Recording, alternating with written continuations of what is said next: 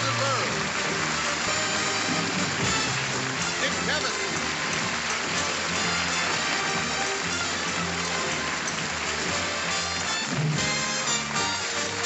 Hunkley.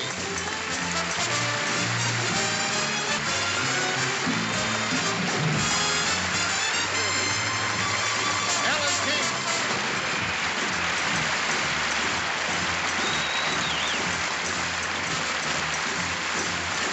George C. Scott.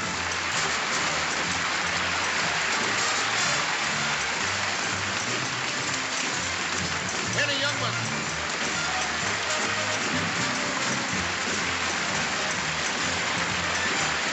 Bushmaster Johnny Carson.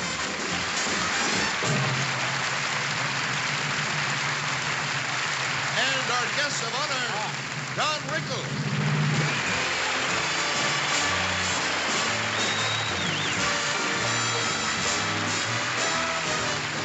All brought to you by Kraft. Kraft for good food and good food ideas.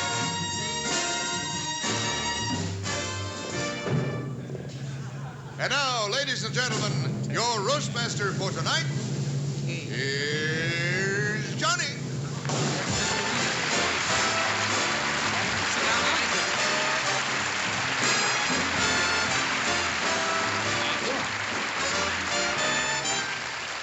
Thank you, ladies and gentlemen, and I bid you a very warm welcome to the Friars Roast, Don Rickles. For those of you who are joining us for the first time and have never attended one of these craft roasts, I might tell you a brief word about the Friars. We're a fraternal organization, established, I understand, Milton told me, in 1914, and based on the concept of mutual interests, friendship, and most importantly of all, that you get your dues up on time every year. Now, in the past, the Friars, I could be watching jackpot bowling and I have to be here. In the past, the Friars Club has honored such great luminaries as Al Jolson, George M. Cohan, Irving Berlin, and tonight, Don Rickles.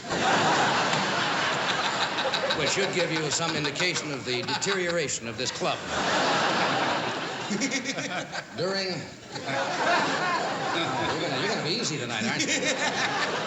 During this roast tonight, the gentlemen on our dais will come up here to this podium and they will pay tribute to our guest of honor. Now, for those of you who have been with us before, I hope you realize that all of these remarks are made in the spirit of good fun, mutual admiration, and affection. We're suspending these conditions tonight because of the nature of our guest. Before you meet the first speaker, I have a few personal observations to make. You want to sit out here? Rickles got his early start in show business as a heckler at telethons.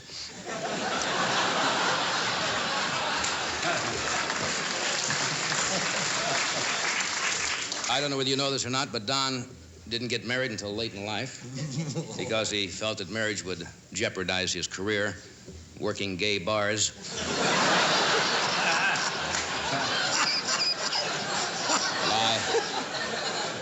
I have a warm spot in my heart, or spart. I have several things in my heart. Spart has to be one of them. Say the secret word and win a duck. Oh, you'll be dynamite at the end. This is an indication of your humor tonight, is it?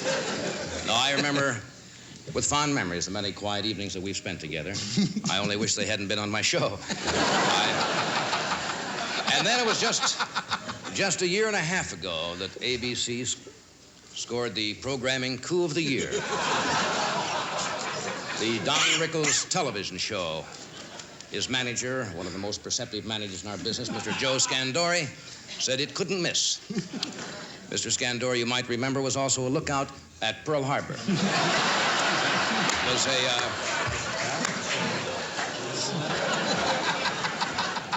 Actually, it wasn't Don's fault that the show went off the air. The competition was brutal.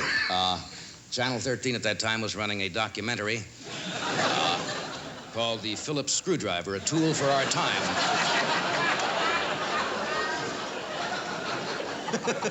But Don, some of your friends are here tonight.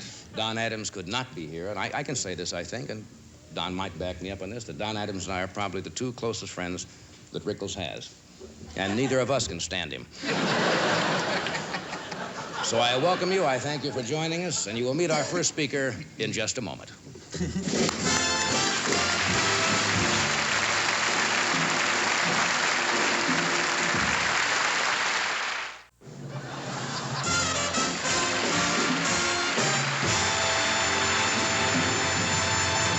Thank you, ladies and gentlemen. In 15 years, the words "Good night, Chet," "Good night, David" have become household words. Particularly in the household they set up together in Georgetown.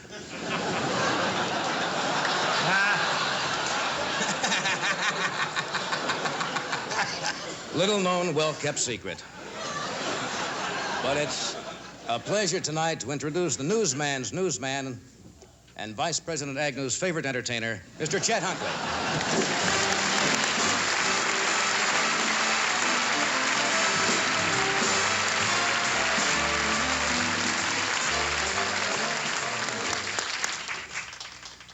Being invited to this affair tonight is a refreshing change for me. For one thing, I never knew anything happened after 7 o'clock. I'm sure many of you are wondering why I, of all people, I, who've ruined more jokes in my life than any other person I know of, You're proving why I was chosen why I was chosen to be a guest at this testimonial for Don Rickles. Well, I guess it was because I've had such long experience communicating bad news.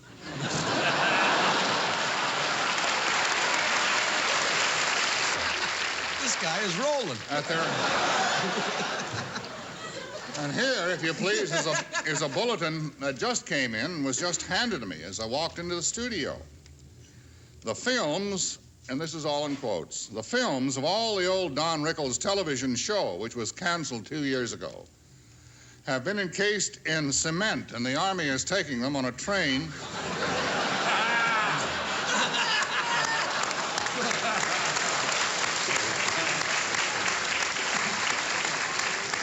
to a seaport from where they'll be dumped into the ocean.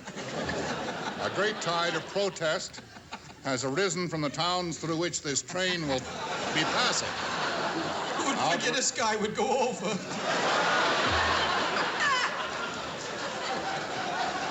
Outraged townspeople are afraid of possible leakage.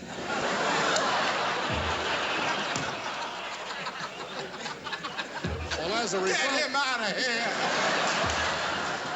As a result of all of these bulletins and others like them, David Brinkley and I became intrigued last year with the possibilities of a Sunday series to be entitled The Nation's Wastebasket.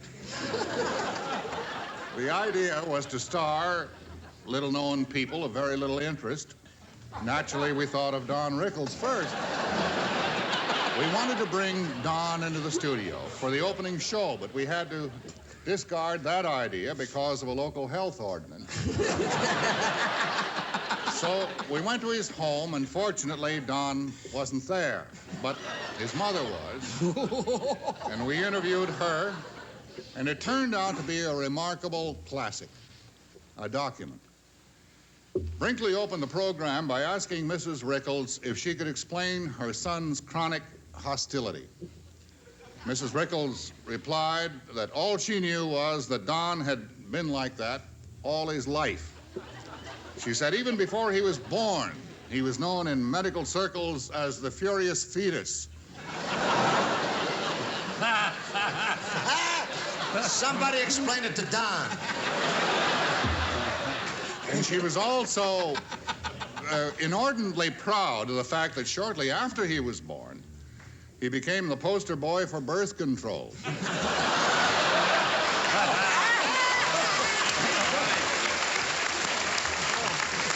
Suck it to him, Chet. One of the highlights of that show was her disclosure that the family doctor yelled for hot water after Don's birth. Because he thought he had delivered a lobster. However, as It's we starting to learned get on later, my nerves, Chet. we learned later he was wrong. He hadn't delivered a lobster. Just a nasty little shrimp.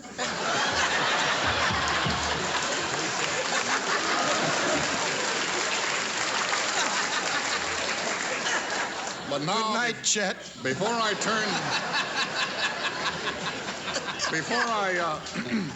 turn the proceedings back to Johnny Carson, Why? I should like to close by saying something I have wanted to say and have had a passion indeed to say for many years. Good night, Walter.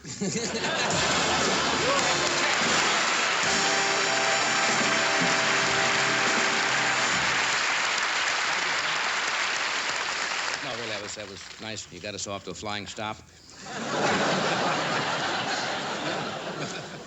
Chet has all the comedy timing of the Cuban invasion.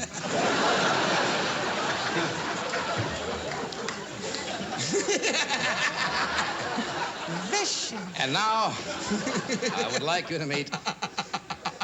Why don't you get off? You gave me my start, but I'm fed up with the idea. I resented that almost, sure. I'd like you to meet Alan King, the historian of the Friars Club, a job similar in importance to being a dance director at Forest Lawn.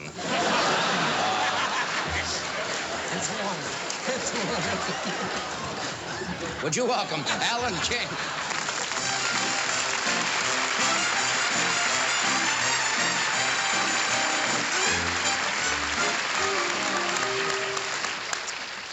Thank you, Irving. Please forgive me for having to wear these. I only use them for reading and to keep me from bumping into walls.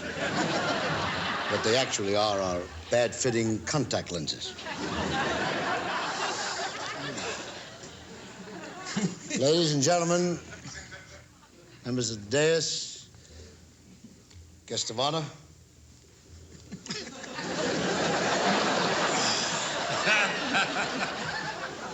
there isn't enough money in the world that can make me say that with feeling and conviction.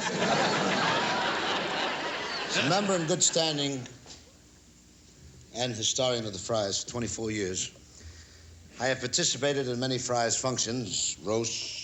We never maligned, attacked, ridiculed a man we didn't genuinely care for. Until, of course, tonight.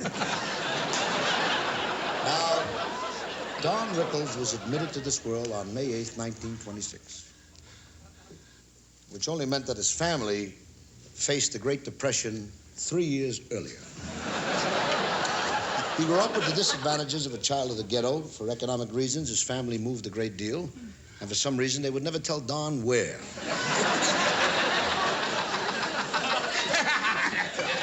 He was run over twice by a welcome wagon. Once when his mother was driving, and once when his father was driving. Don showed a great talent at a very early age for writing. A lot of you don't know that he helped punch up Mein Kampf.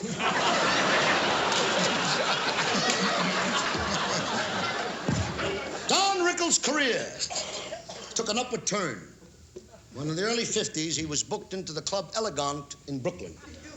And that's where the legend of Insulted to the Stars was really born. One evening, in walked Frank Sinatra.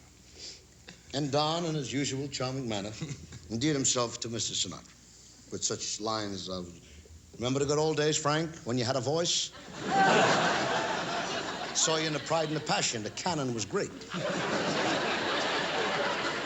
Sinatra roared with laughter. In fact, after the show, he rushed backstage to Don's dressing room, put his arms around him, and held him while Jilly punched him in the mouth.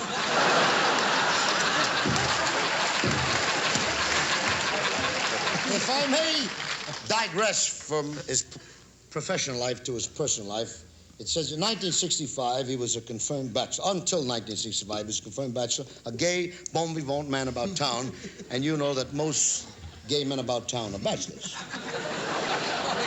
No, I'm just reading it, Don. That's all I'm doing. Don, of course, is now happily married to his lovely Barbara and his two beautiful children, Mindy Beth and Lawrence Corey.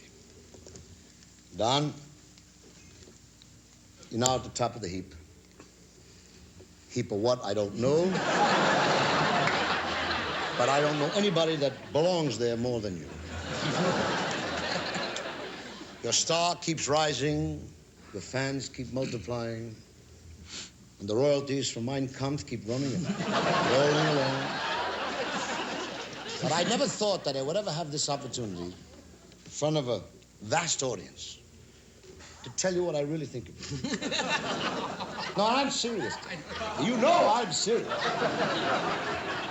Every time you open your mouth, you should be arrested for littering. And I mean this, Don. You are absolutely, unquestionably, the baldest, sweetest pussycat I have ever known in my life, and I love you.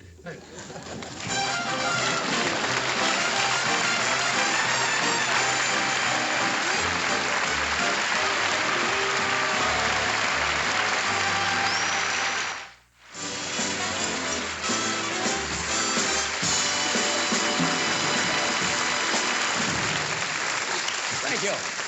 Go ahead, Bones. Our next speaker, Henny Youngman, is known as the king of the one-liners. Mainly because Youngman can't remember 2 lines in succession.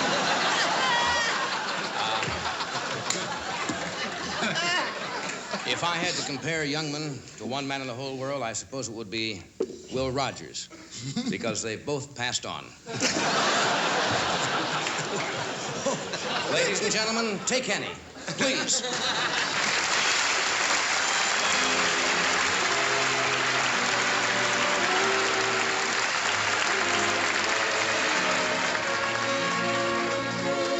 Good evening, ladies and gentlemen. I want to say that I'm so happy to be part of this tribute to Gentle Ben. And speaking of Don Rickles, 2 guys meet in the gymnasium.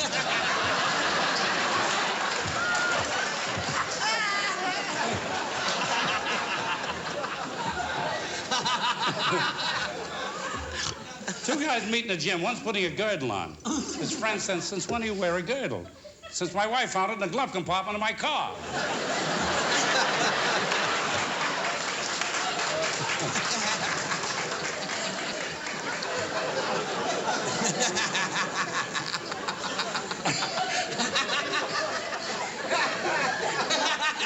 Cut it out.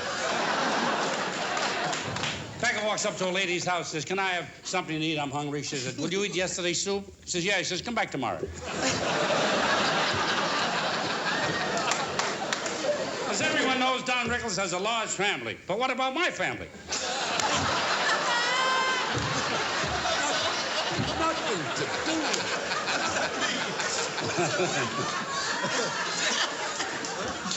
Annie, Annie, will you back off just a little bit? Please, back off just a little. A little further. A little further, please. How far do you want me to go? You got a car?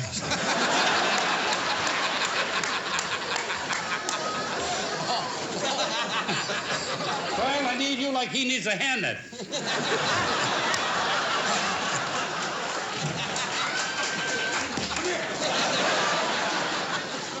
I got a brother-in-law karate expert.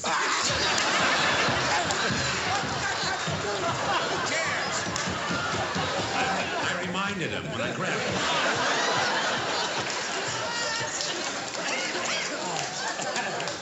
I got a brother-in-law karate expert. Joined the army. First time he saluted, he killed himself. Who is this guy? I take my wife everywhere, but she finds her way home. You're rolling, you're rolling. See, there's 2 astronauts up in the air.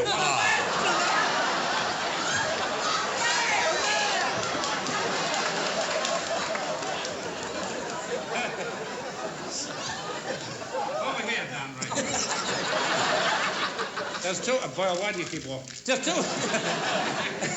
There's 2 astronauts up in the air. One decides to take a walk in space. He's back 5 minutes later. Knocks on the other guy's window. He says, "Who's there?"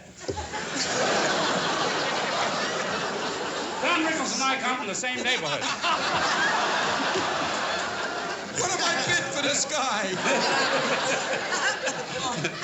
There's a little jeweler who stutters, has a little shop. So a guy walks into the store, he opens it up, he says, "Here, fix this watch. Put a new band on it, put a new hand on it, clean it up. I'll be back in a half hour." Walks out, slams the door, and the jeweler looks up and goes, "Come in."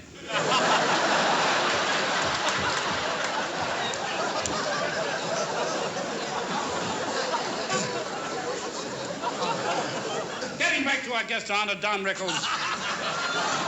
We never even met. Let's keep it that way. I think he's crazy, but everybody's crazy these days. A man walks into a psychiatrist's office.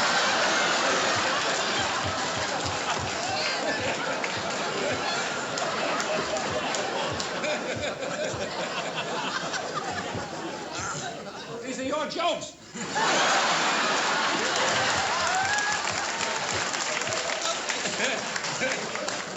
From now on.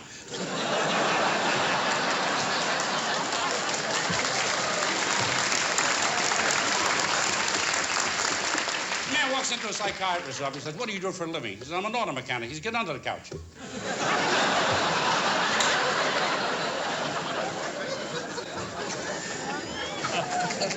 I could go on talking about Don Rickles all night, folks. But frankly, he's not worth it.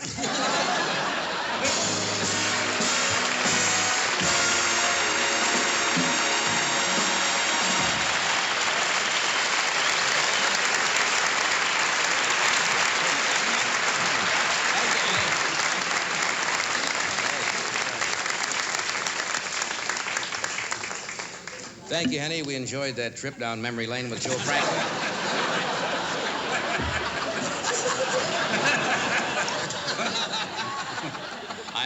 I'm delighted this next guest is here. Even though his show is opposite mine at 11:30, we remain very good friends. Dick was one of my old monologue writers on The Tonight Show, and whenever I want to see one of those old monologues, I tune in his show.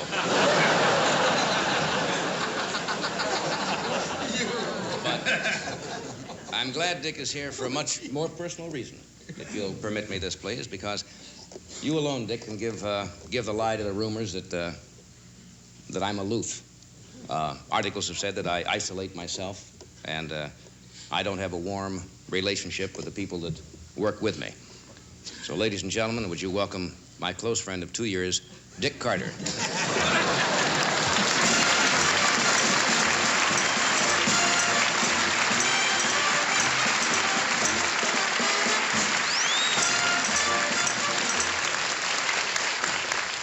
Thank you, and thank you, Johnny. You never should have dropped Treacher. That was a real mistake.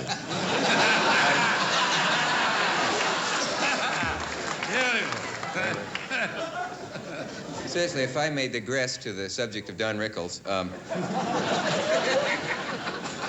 Don and I go way back. Many people don't know this, but I first saw him in a little club he was working in years ago in New Haven, a little undergraduate club. It was called the Greasy Thesis. And Don was not the draw, actually, there. He was not the reason I went. I was interested in legitimate theater in those days, and there was rumor that Brian Hearn was going to drop in. And I went, and first time into a club like this, and there in the spotlight was the headliner. It was not Don, actually. I might point that out. The headliner was an elderly Korean gentleman who made repulsive hand shadows on his wife's back. A strange club, and Don was there doing his warm-up. Actually, Don was standing in for the regular warm-up man who had taken a better job as a derelict, but that was my first evening in a cabaret, seeing Don like that, and it was a new world to me. I had no idea that there was such a thing as a fleeing ovation. The only one who worked harder than Don during his act was the hat check girl. But the thing was, it was embarrassing. The entire audience walked out, but I stayed. Something held me there. I don't know. It was a combination of suspense and excitement. And Don's mother, a brawny woman, impeccably clad in naugahyde knickers and a wooden hat.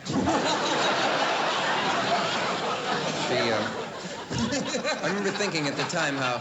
You just blew the will. I remember thinking how lucky Don was, that how many mothers would take time off from a vegetable truck to come over and have it. But any way you look at it, when you look back over the years, Don, you really have come a long way since those old days as a paper hanger in Munich.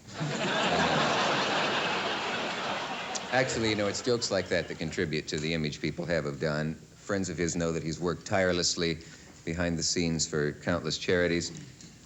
He's done benefits that he never brags about publicly. He worked round the clock, night after night, helping bang out the charter for gay liberation. And,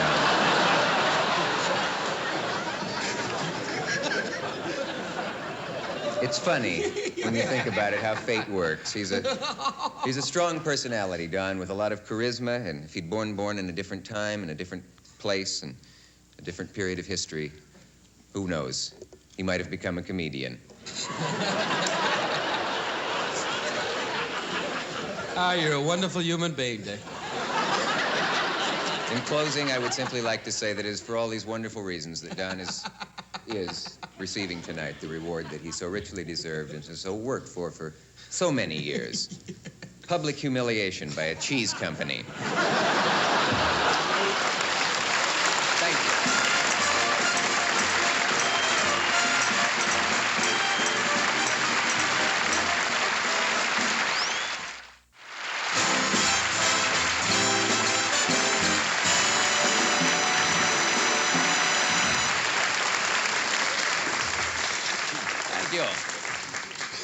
George C. Scott is on our dais tonight, and I haven't the slightest idea why. I don't know how to figure this man. He refuses to attend the Oscar ceremonies, but he'll come to a dinner for a two-bit comic. He's a superb actor. I don't think anybody can forget the magnificent portrayal of the power-mad general in Dr. Strangelove. Then he went to that. To the great portrayal in The Hustler, and the most brilliant characterization. Seriously, I think in film history, the motion picture pattern. It's my pleasure to introduce George C. Scott, who will come up here and do absolutely nothing.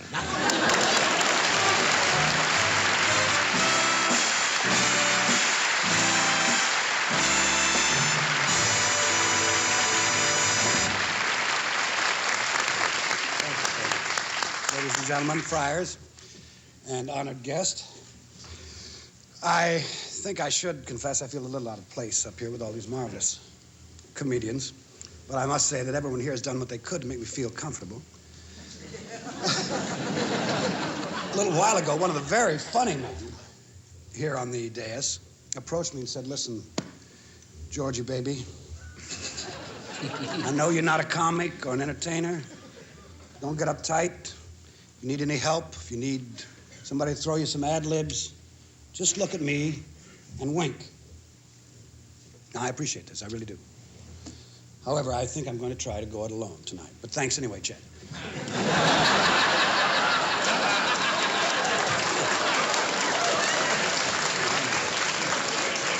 I think you should all know that I did not come here tonight to make fun of Don Rickles. Neither did I come here to trade barbs with Don Rickles, because it would take a comedian to do the first and a true wit to do the second. Instead, I've come here tonight to say something nice about Don Rickles. And for that, you have to have an actor. My friendship with Don goes back over 20 years. When we met, we were both studying acting at the American Academy of Dramatic Arts here in New York. I was studying there under the GI Bill, and Don was there on a sort of scholarship. He had received a gift certificate from Mussolini. Back in the days when Don was at the Academy of Dramatic Arts, he was a man to be reckoned with. He was a man of ambition and determination, not this poor slob we're honoring here tonight. Then he was a man of fire, he was a man with drive, he was a man we all depended on, and he never once let us down. I mean, when you sent him out for a prune Danish, by golly, I never forgot his many kindnesses, and I also never forgot that more than anything else, Don wanted to be an actor. And when they asked me to do the movie Patton, I immediately suggested Don for one of the parts. I even helped him with the screen test, and he was superb. It was one of the most poignant scenes in the film, and Don played it brilliantly. The director, Franklin Schaffner, I remember he said he had only one comment. He said, Don, please, when Patton slaps you, please don't slap him back. I really wanted Don in the movie because years ago he tried to help me. He offered me a part in a picture he was making. At the time, however, I was appearing here in New York in Eugene O'Neill's classic Desire Under the Elms. Don tried to talk me into leaving the play and coming out to Hollywood to do the picture. And I remember his very words. He said, George, it's not much of a part, and it doesn't pay much money, but before you turn it down, remember this. It is a chance to work with Annette Funicello.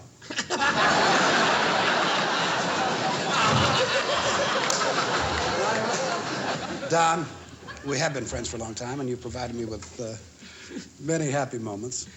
And I'd like to say something now that may embarrass you, but I mean it sincerely.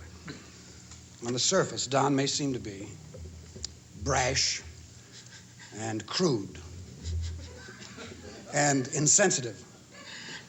But believe me, if they ever cut this man open, they would find a heart of pure gold. And if they didn't, it would be worth cutting him open anyway. Good night, John. You've got it.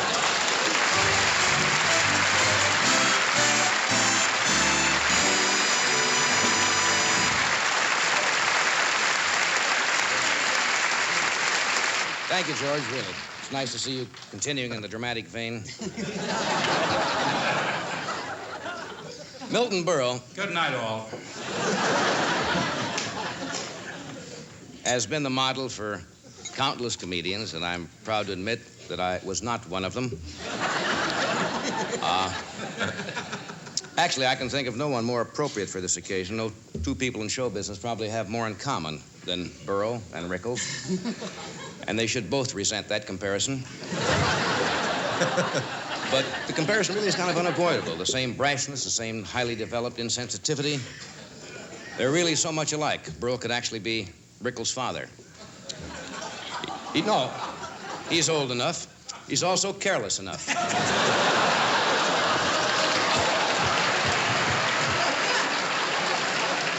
You're welcome, please. Mr. Television, Milton Berle.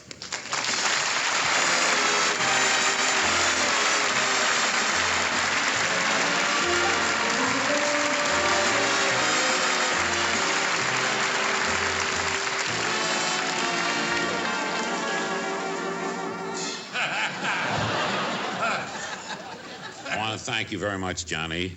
That was a very wonderful introduction. I needed that introduction like Hermione Gingold needs the pill.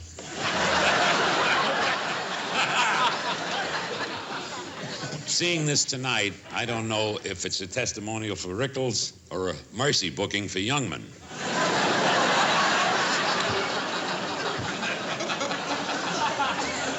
Henny, when you get home tonight, how are you going to explain to your wife that Chet Huntley got bigger laughs than you did? I'm only kidding, Henny. Someday you're going to find yourself, but it's not worth looking for. Ladies and gentlemen, I must say, I enjoyed Dick Cavett, and I heard that he used to write jokes for Johnny.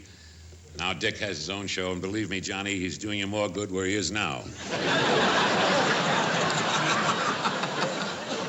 I'm only kidding. I'm kidding, Dick. I'm kidding. We understand. When you're number 3, you try harder. Am I allowed to ad-lib with you? Yeah, you can, sir. I'll check my brains. We'll start even. Go ahead. What, baby? Where would you find a small enough check room?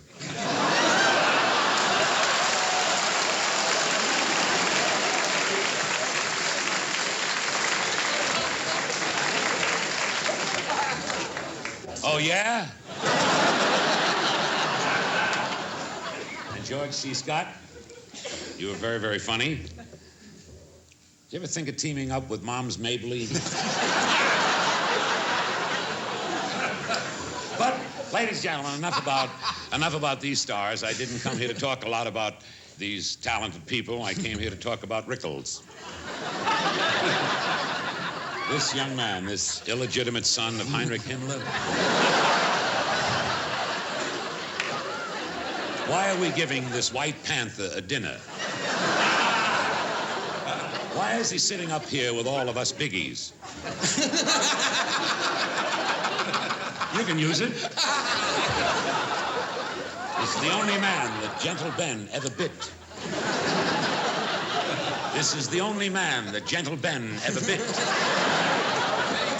This is the only man that Gentle Ben ever bit.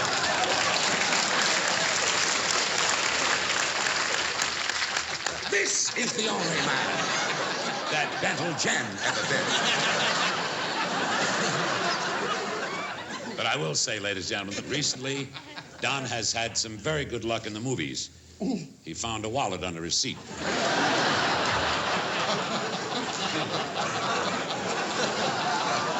But I saw the picture, Kelly's Heroes, that you made in Czechoslovakia. It was Yugo. Oh, Yugo. That was his first name, Yugoslovakia. And that's the picture. It was part of our cultural exchange, the picture he made. We sent them Rickles, and they sent us a stag movie of Oscar Homolka. I think that I have put him down enough tonight. Let's be fair. You never heard about the nice things that Don does, because Don doesn't do nice things. So in conclusion, Don, may I say about our guest of honor, ladies and gentlemen, you show me one person who doesn't like Don Rickles, and I'll show you your average American.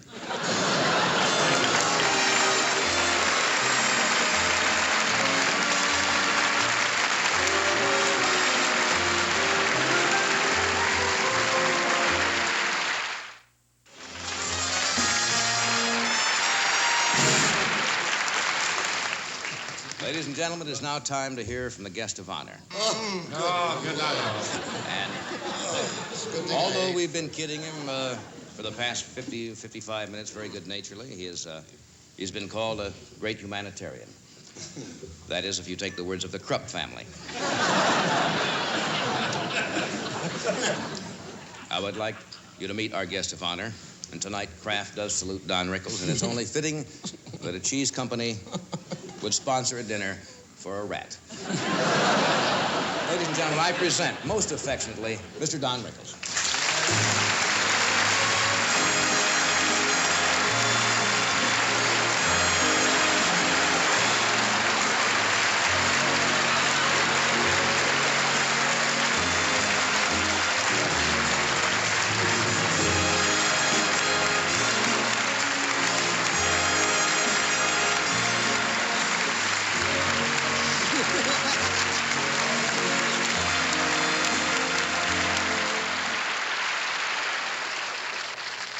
There have been, ladies and gentlemen, many exciting nights in my career.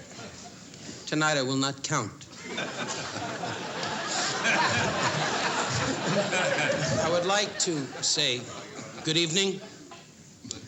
Good evening is rolling. Kraft Music Hall has been kind enough to honor me tonight. I've asked for a dais, and unfortunately I got guys that happen to be in the neighborhood. There were 3 winos hanging out in the highway going, hey, how about hey?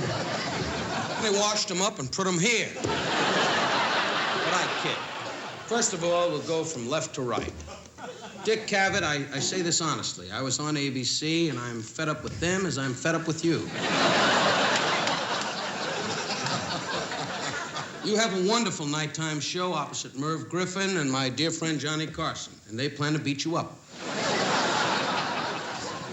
And why, Dick? Because you're catching on. Here's an old guy, 8 years on the air. This man, Johnny Carson, sitting to my right. He said to me, beat him up.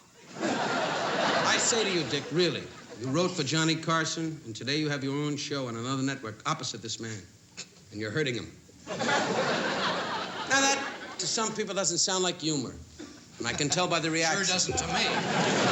Sure doesn't to you. 7 years ago, you were hanging around ABC with a little game show going, hit the buzzer and win a trip.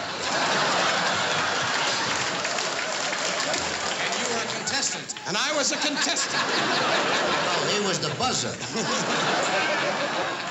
Look at this. How the whole day has turned on me. And it's true. What's true? Ah, shut it.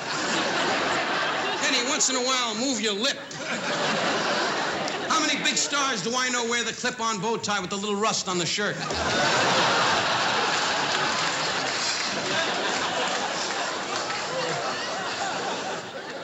But I say tonight, my dear friends, and I quote the words of a great man, a great prophet, Eliezer, who said, if thy love thyself, thy be honored at thy dinner. Thy dinner be thee. This I know, thyself. I gotta get this thing fixed.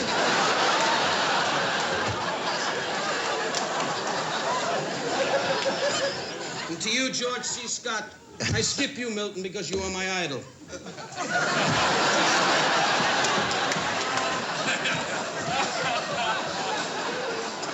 I say from my heart, George C. Scott, as Patton, you made a fool of yourself.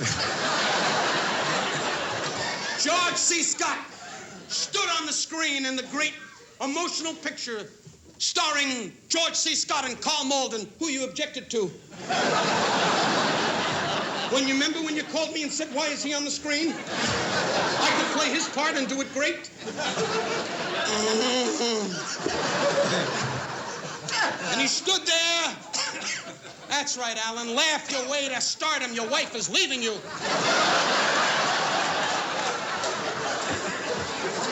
But I said, hey, George, I'm talking. And I kid him about Patton. And I predict he will win an Academy Award. I'll step out on a limb. No. What is this, a luncheon? George C. Scott, who said in the great scene, I'll never forget it, when all the men, listen! You can learn, George! Sitting here tonight like you're Moses? You're so great, make the crowd disappear. I don't know who you are, kid in the front, but you're getting on my nerves. I just saw a little kid with a drip-dry shirt with no stay in the collar. What's your name, kid? Take your time. What's your name? Wrong! What's your last name, Jim? You better answer me or the general will wipe you out. What's your last name, Jim? Take your time. Look on your underwear. Maybe it's stenciled. What's your last name, Jim? What? Jim Mulholland? I'm in the business 20 years. I don't have a joke for a dumbbell that's named Mulholland. What are you, a road? Hope you make a left and go right into yourself.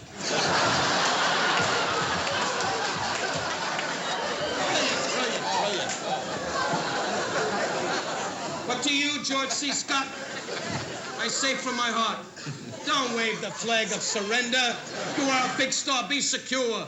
Tell these people what you told me before the show went on. You don't need this.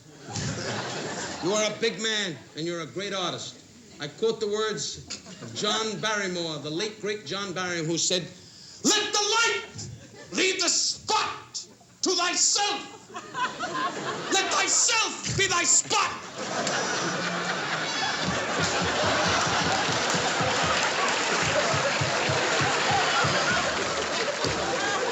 You know what worries me? George C. Scott's going, that's true. And to you, Henny Youngman, I say from my heart, you're old. Gotta be put in a home, you're gonna hurt somebody. Can't sit in the room and rock away with the Farina spoon going, wow!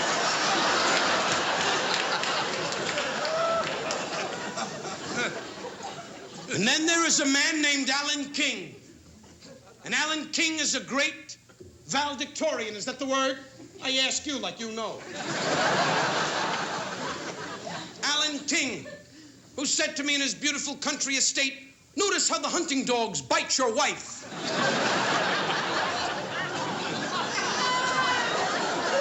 He's the type that hangs around a health club and wants to pull off your towel.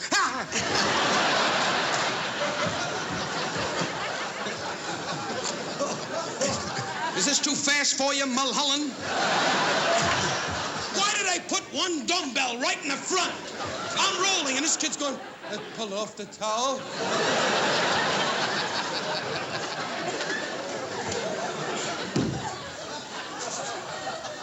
Engine room, 1/3 ahead.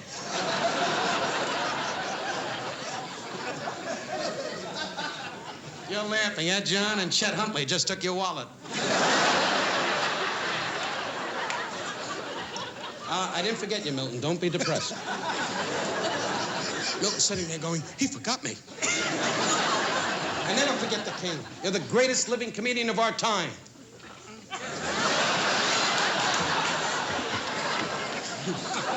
Did he buy that? Anyway, look at the police officer from New York City watching the show. When you get a chance, check the city.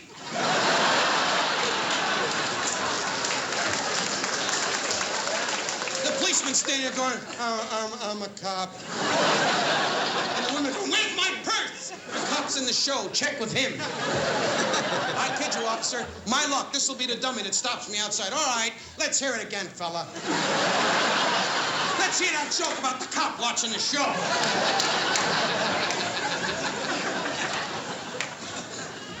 My dear friends, we come to Chet Huntley. Good night, David. Good night, Chet. You're boring. Chet, what is your heritage? Irish? Scotch. Scotch. You're cheap. Tell me one thing. You're a Scotchman and be proud of it. When you march, what's under the kilt? I quote the words of a great Scotchman, Harry Erman. Look at this, George C. Scott one. Harry Erman? He said, I do not care where you come from, but if the Highland come from the crate come from the Highland. True. It's true? I made it up. You haven't heard of it. Chet, seriously, good luck in your retirement. You have been a great asset to the news. Really, you have. And you're the only one I will be serious about, because you've done great things. You've brought the public honesty, which we need in America today, and I thank you for that on behalf of all of us.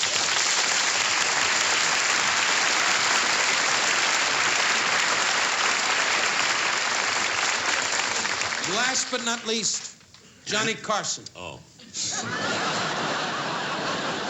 Before I speak of Milton, Johnny Carson said to me, make me last.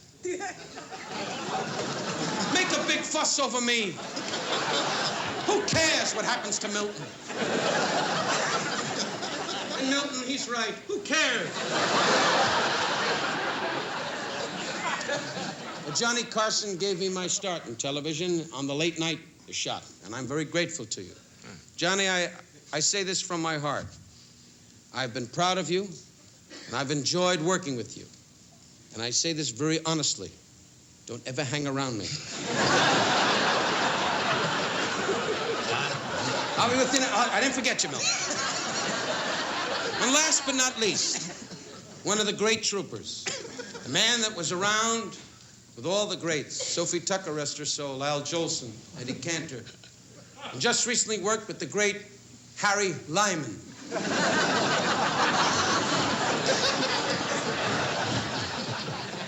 This wonderful man, Milton Berle, came up to me and said, I'm Milton Berle, a great star, a great performer. And I said, I know, and he tapped for me. Tap danced about an hour and a half. I said, go away, old man. Milton, you're a great star. I spoke to the Will Rogers home, and we have your room. But I kid about Milton Berle. Really. There are many great artists, and we all know this. Not to be maudlin, is that the word? Good, they'll buy that. Not to be maudlin or hypertentious. Oh, that's hepatitis. Ah, who cares? I say to you, Milton, what do I say to Milton? But I say to, good night, Milton. But what I say to you, Milton, there are many great performers. I thank you, Milton, for starting me and making me feel important, because that is so beautiful. And you're a great artist and a great showman. I mean that.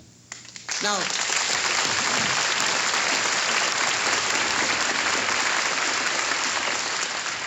to all of you and to Kraft Music Hall, to Mr. Johnny Carson, and to the wonderful guests on the dais, to you people in the world of television, thank you for making me feel a little bit important.